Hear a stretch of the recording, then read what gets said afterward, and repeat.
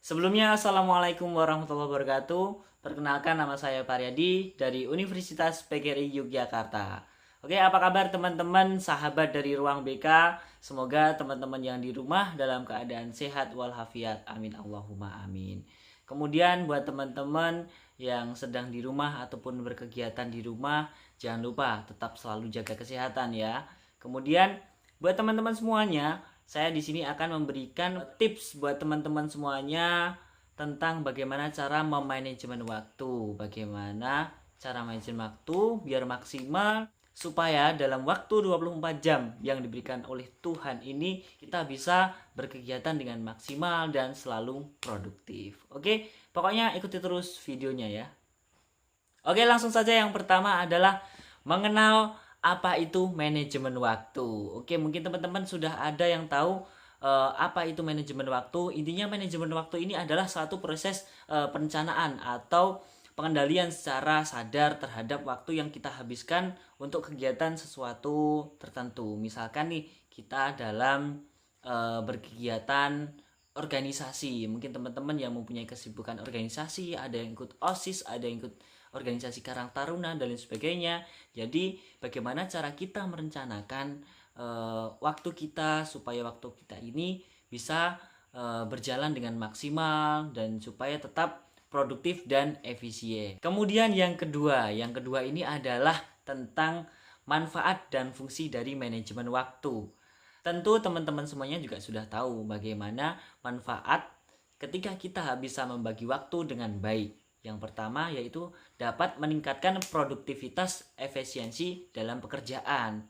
Ketika kita memberikan jadwal buat kegiatan kita dalam sehari saja, itu pasti akan memberikan hasil yang maksimal. Pasti tidak akan ada waktu yang terbuang sia-sia seperti itu. Kemudian yang kedua dapat meningkatkan kepuasan pekerjaan, karena ketika pekerjaan itu sudah kita rencanakan dengan sedemikian rupa, pasti pekerjaan itu akan terlaksana dengan maksimal seperti itu ya. Kemudian yang selanjutnya adalah mengurangi kadar stres. Oke, buat teman-teman semuanya yang mungkin terkadang melakukan atau mengalami stres akibat kecapean ataupun terlalu banyak kegiatan. Ketika teman-teman ini semuanya sudah merencanakan semuanya sedemikian rupa, pasti nanti tidak akan ada yang namanya stres. Karena apa? Karena kita sudah manage waktu kita dengan baik. Kita sudah menata waktu kita.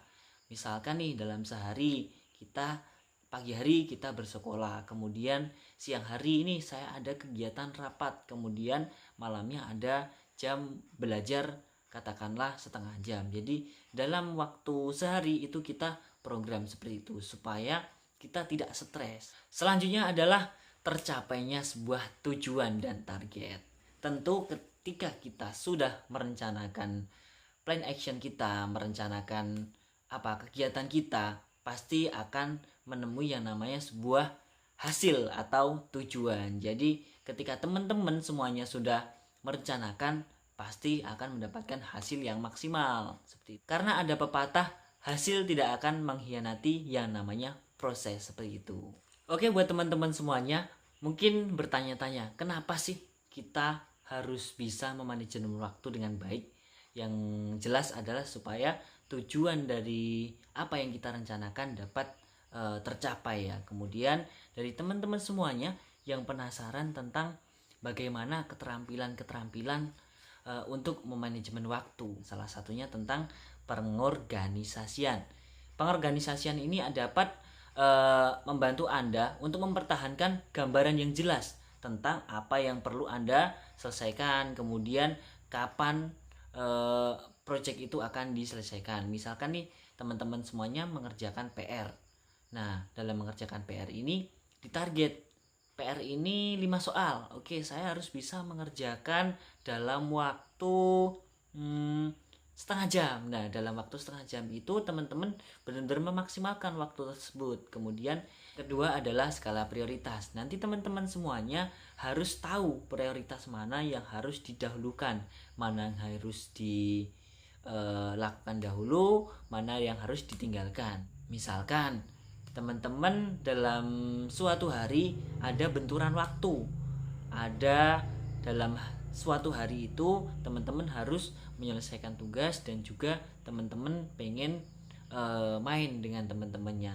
Nah, teman-teman ini harus sadar mana sih yang lebih penting, mana sih yang harus diprioritaskan terlebih dahulu. Jadi teman-teman harus mengetahui itu. Kemudian yang selanjutnya adalah komunikasi. Tentu teman-teman ketika sudah merencanakan sesuatu, nanti insya Allah tidak akan ada lagi yang namanya miskomunikasi, karena kita sudah merencanakan sesuatu, jadi tidak akan ada lagi miskomunikasi. Miskomunikasi itu seperti apa? Misalkan dalam suatu project teman-teman ini ada kegiatan yang namanya bakti sosial dengan masyarakat tertentu, misalkan di dusun Panjangrejo. Nah, teman-teman ini bisa mengkomunikasikan dengan dusun Panjangrejo, dengan desa tersebut, mungkin dengan Karang Taruna ya, bisa mengkomunikasikan terlebih dahulu. Halo Mas, selamat siang. Kita dari organisasi ini, kita minggu depan ini ada kegiatan, salah satunya adalah bakti sosial. Kita akan bakti sosial di tempat jenengan tinggal di desa Panjangrejo. Mungkin dari teman-teman Karang Taruna, jika tidak ada kegiatan, bisa membantu kegiatan kami seperti itu. Jadi nanti tidak ada lagi yang namanya miskomunikasi seperti itu ya. Oke, yang ditunggu-tunggu dari teman-teman semuanya tentu materi ini. Materi apa? Tentang cara meningkatkan kemampuan manajemen waktu. Oke, yang pertama adalah tetapkan jangka waktu pendek dan jangka waktu panjang. Misalkan plan action kalian kegiatan dalam waktu sebulan atau 1 minggu atau berapa hari, itu adalah jangka waktu pendek.